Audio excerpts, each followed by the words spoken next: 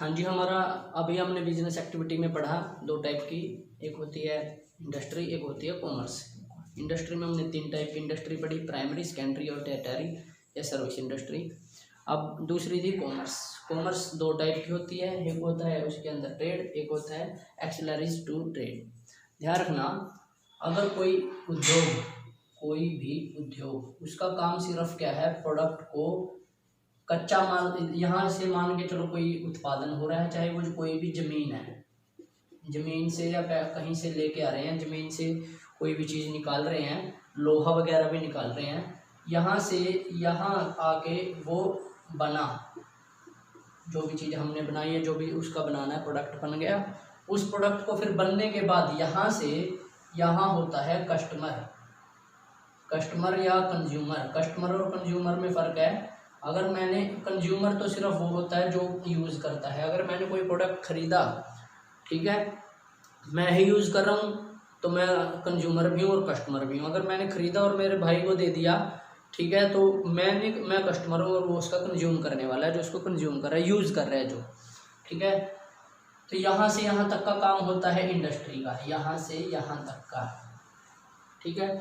जैसे प्रोडक्ट बन जाता है, फिर उस यहाँ से शुरू हो जाती है ट्रेडिंग, तो शुरू हो जाती है ट्रेडिंग बोलते हैं जिसको हम व्यापार। व्यापार का काम क्या होता है, जो बना हुआ प्रोडक्ट होता है, यहाँ से उसको खरीदा और यहाँ उसको बेचा, यहाँ उसको बेचा, और यहाँ खरीदने से लेके बेचने तक की सारी एक्टिविटी किसके अंदर आ जाती है, कॉमर्स के अंदर। तो ये ध्यान रखना, प्रोडक्ट बनने के बाद कॉमर्स शुरू हो जाती है। जैसे प्रोडक्ट बना इंडस्ट्री के अंदर, जहाँ भी उसको उत्पादन हो रहा है, तो उत्पादन होने के तुरंत बाद कॉमर्स स्टार्ट हो गई वहीं से। कॉमर्स का काम यही होता है, पहले वो सेल परचेज।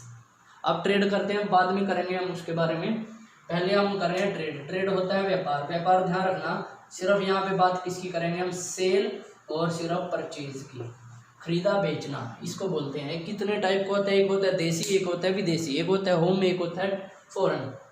देसी होते हैं लोकल, यानी कि एक शहर के अंदर स्टेट लेवल पे, एक जैसे हमारे शहर में कैथल में, फिर क्या आ गया उसके बाद हरियाणा में, फिर क्या आ गया इंटरस्टेट। इंटरस्टेट मतलब कि फिर दो स्टेट के बीच, जैसे हरियाणा और दिल्ली के बीच। फिर आ गया फॉरेन, विदेश के साथ। एक होता है इंपोर्ट, इंपोर्ट का मतलब होता है आयात करना, ठीक है, जब हम बाहर से कोई विदेश से दूसरे देश से कोई चीज़ खरीदते हैं। एक्सपोर्ट होता है जब हम उनको बेचते हैं। एक होता है इंटरपोर्ट। इंटरपोर्ट क्या होता है, काफ़ी देश ऐसे होते हैं कि एक देश से, तो जैसे अमेरिका पेट्रोल खरीदता भी और दूसरे देशों को बेचता भी है, ठीक है। तो ऐसे इंडिया भी है, हम पेट्रोल खरीदते हैं और श्रीलंका और छोटे देशों को हम पेट्रोल बेचते हैं, हम दूसरे देश से खरीदते हैं। तो ये इसको क्या बोलते हैं, इंटरपोर्ट ट्रेड, ठीक है। मैं इसको थोड़ा साफ कर देता हूँ, अब समझ गए, ये होता है ट्रेड, यहाँ से यहाँ तक। अब ट्रेडिंग जब हम करते हैं, जो भी सेल परचेज करते हैं, व्यापार करते हैं, उसके बीच में हम बहुत सारी समस्याएं आती हैं। बहुत सारी क्या आती हैं, समस्याएं, एक्सिलरीज होती हैं, उनका एक जो उन ट्रेड में सहायक होती है। अब समस्याओं का समाधान के लिए कोई ना कोई चीज़ तो हेल्पफुल चाहिए। क्या क्या समस्याएं आती हैं, पहले देखें। एक स्थान से दूसरे स्थान पर हम कैसे लेके जाएं उसको। अब यहाँ से यहाँ तक लेके जाने में ये भी बहुत बड़ी समस्या है। तो क्या आ जाएगा यहाँ, ट्रांसपोर्ट। क्या आ जाएगा, ट्रांसपोर्ट। कोई गाड़ी वगैरह आ जाती है यहाँ, ठीक है। माल को सेल परचेज के लिए पैसा कहाँ से आए, अब पैसा भी तो चाहिए हमें। तो यहाँ पे बैंक भी किस, बैंकिंग आपको लोन प्रोवाइड करते हैं। क्या प्रोवाइड करते हैं, लोन।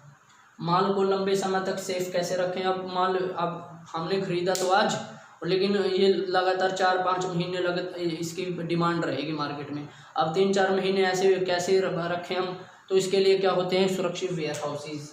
क्या होते हैं, वेयर हाउसेज, जो इस माल को क्या रखते हैं, सुरक्षित। जब हमें चाहिए तभी हमें मिल जाएगा, 4-5 महीने पड़ा रहता है जैसे भी।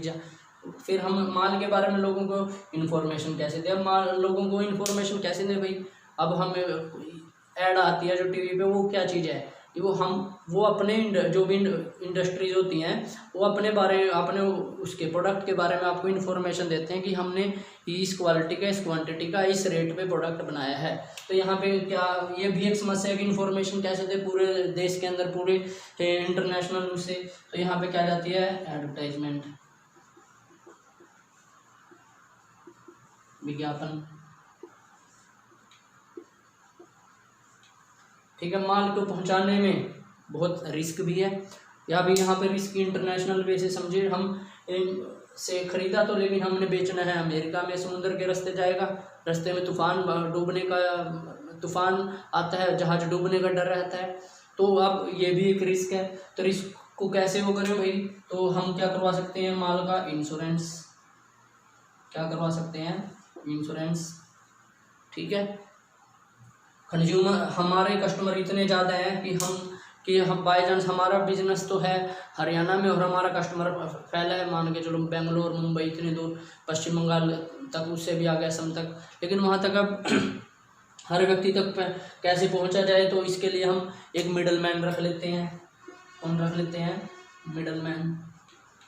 मिडल मैन होते हैं बिचौलिए। बिचौलिए कौन होते हैं, एक होलसेलर, एक होता है रिटेलर। होलसेलर बहुत ज़्यादा सामान खरीदता है, वो ऑलमोस्ट एक ही, ज़्यादातर एक दो ही चीज़ें ही रखता है और ज़्यादा मात्रा में खरीदता है, वो फिर बेचता है वो। फिर वो आगे कौन होते हैं, रिटेलर, वो थोड़ा थोड़ा खरीदते हैं और थोड़ा थोड़ा ही बेचते हैं। तो ये सारी समस्याओं का समाधान ये होता है सहायक। इन समस्याओं में ये सारी चीज़ें क्या होती हैं, सहायक। ये समस्याएं थी और इन समस्याओं का समाधान ये सारी चीज़ें एक्सिलरीज टू ट्रेड है। ठीक है, कॉमर्स आई थिंक आप समझ गए होंगे, जहाँ प्रोडक्ट बना और उसको बेचने तक, फाइनल कस्टमर तक पहुंचने तक की सारी एक्टिविटी इसके अंदर आ जाती है कॉमर्स में। ये सारी समस्याएं होती हैं, उन समस्याओं का समाधान इससे निकला, जो आए, पहुंचाने की समस्या, ट्रांसपोर्ट, पैसे की समस्या, बैंकिंग, वेयर हाउसेज की समस्या, सुरक्षित रखने की समस्या, वेयर हाउसेज, उनके बारे में इंफॉर्मेशन देने की समस्या, एडवर्टीजमेंट, माल को इससे इधर से उधर पहुंचाते हैं तो थोड़ा सा रिस्क रहता है कि कभी डूब ना जाए, कोई टूट फूट ना हो जाए, इंश्योरेंस। फिर हमें हर कस्टमर तक पहुंचना भी होता है। ठीक है, तो बीच में हम इतने तक, तो यहाँ पे मिडल मैन काम आता है। ठीक है, थैंक यू।